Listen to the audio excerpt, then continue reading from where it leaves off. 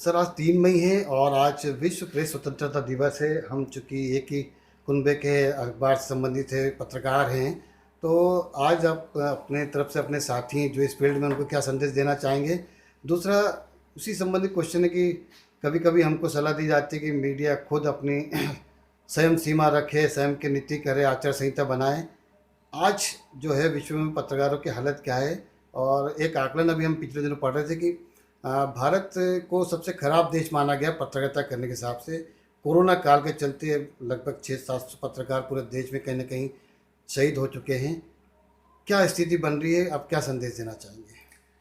क्योंकि आज तो पहली बात तो विश्व पत्रकारिता दिवस पर सभी मेरे पत्रकार साथियों को और मित्रों को बधाई जी। कि उन्होंने इस परंपरा को जो पिछले कई सालों से चली आ रही थी उसमें उन्होंने उसको जीवंत रखा है। निश्चित रूप से ये उपलब्धि भी है हमारे लिए, पर हमारे साथ में इन 2-4 सालों में एक दुर्भाग्य अलग जुड़ गया जी। कि पहले हम पत्रकारिता की बात करते थे तो हमारे पास कई आदर्श नाम हुआ करते थे जी।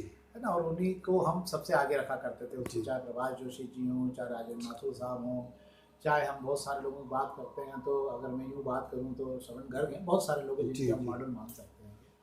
पर पिछले 2-3 सालों में ये जो भाट चारण की पत्रकारिता और गोदी मीडिया ने जिस तरीके की पत्रकारिता चालू की है जी। अपने हितों को साधते हुए, उसने पत्रकारिता का बहुत बड़ा नुकसान कर दिया।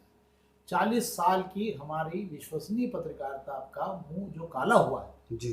उसको वापस ठीक करने में अगले 40 साल हमको लग जाएंगे। अब क्या हो गया है, पत्रकारिता के 2 चेहरे दिखने लगे हैं। एक वो दिखने लगा है जिसपे विश्वास ही नहीं है, चैनलों पे भरोसा नहीं रहा, अरे सब बिके हुए हैं, अरे सब बिके हुए हैं। पर क्या होता है, किसी के 4 बिके हुए लोग चले जाएं, उसके बाद एक ईमानदार पत्रकार जाए तो उसके सामने विश्वास का बहुत बड़ा संकट खड़ा हो जाता है कि भाई मैं उनमें नहीं हूँ। पर यही विश्वास का वो एक आदमी जो है जो पत्रकारिता को बचा रहा है, वही भविष्य में आगे चल के इस पत्रकारिता को बचाने का हीरो कहलाए। बिल्कुल सही। और मैं ये मानता हूँ कि ये चाहे गोदी में, चाहे बिके हुए पत्रकार, चाहे जो है अति महत्वाकांक्षी पत्रकारिता जो करने वाले लोग हैं, वो लंबे समय पत्रकारिता नहीं कर पाएंगे।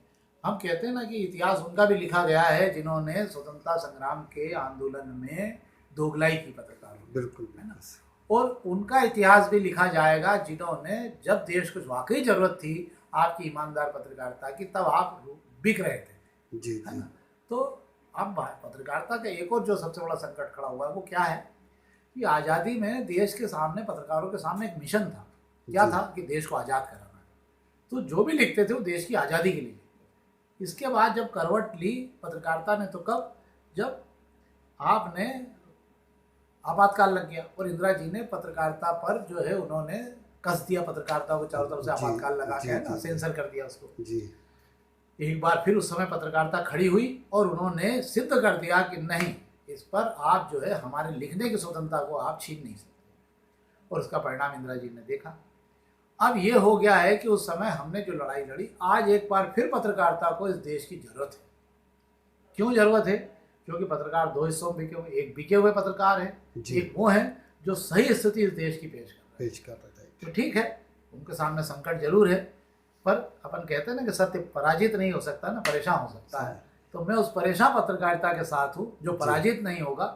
और मेरा ये मानना है कि इस देश को सबसे ज़्यादा जरूरत इस समय ईमानदार पत्रकारिता की है, क्योंकि हमारे बहुत सारे साथी बेमौत मारे जा रहे हैं, लाशों के अंबार पे राजनीति हो रही है, दिल्ली के बाहर किसान मर रहे हैं जिनका कोई जिक्र नहीं हो रहा है।